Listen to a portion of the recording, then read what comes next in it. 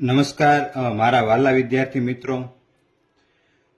મિત્રો હું તમારા માટે આજે કેલેન્ડર આધારિત એક કોયડો લાવ્યો છું જે ઘણી વખત પરીક્ષામાં પૂછાય છે.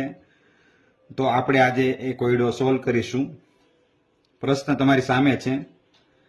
આજે શુક્રવાર છે તો 62 દિવસ પછી કયો દિવસ આવે? તો વિદ્યાર્થી મિત્રો 62 જે આપણને આપેલા છે એને આપણે 7 વડે ભાગી નાખવાના છે. 62 ને આપણે 7 વડે ભાગીશું એટલે 6 શેષ મળશે.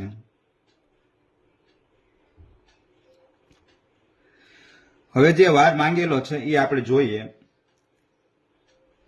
માંગેલ દિવસનો વાર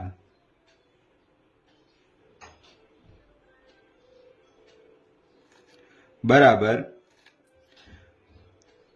જે વાર આપેલો છે તો કહેવાય શુક્રવાર છે અને શેષ જે મળે છે એ આપણે ઉમેરી દઈએ. તો શુક્રવારને શેષ ઉમેરીએ એટલે આપણો જવાબ આવશે ગુરુવાર.